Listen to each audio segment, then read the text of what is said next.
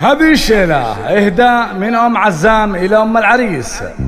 وقفوا صفوا الصفوف الشيخات الليلة وضياها، رحبوا بأم العريس اللي بها فخر التحية، العظيمة والفريدة الفارقة في مستواها،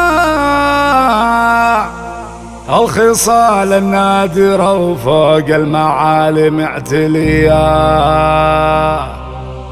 الخصال النادرة وفوق المعالي معتليا.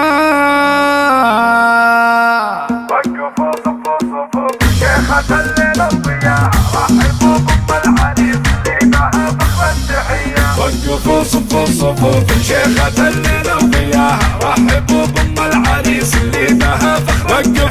وقفوا صفوا صفوف شيخة الليلة وضياها، رحبوا بأم العريس اللي بها فخر التحية، العظيمة والفريدة الفارقة في مستواها، الخصال النادرة وفوق المعالي معتلية.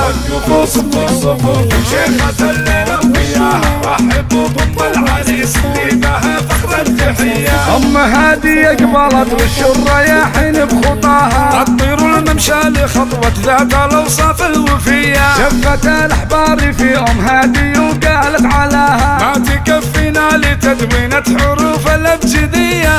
وقفوا صفوا صفوف شيخة الليلة وضياها، رحبوا بأم العريس اللي بها فخر التحية. أم هادي شيخة الشيخات والمولى عطاها، المهابة والمكانة الشامخة بين البرية، الكرم والجود والأخلاق والله محتواها، كفها رمز العطايا مثل ما الغيمة سخية. وقفوا صفوا صفوف شيخة الليلة وضياها، رحبوا بأم العريس اللي بها فخر التحية، الأصيلة أم هادي باسمها القايل تباها، بنت عز وبنت طيب الوارثة الراية العليا، ربنا تمم لها أفراحها وحقق مناها، عرس هادي ابنها نالت سعادتها الهنية.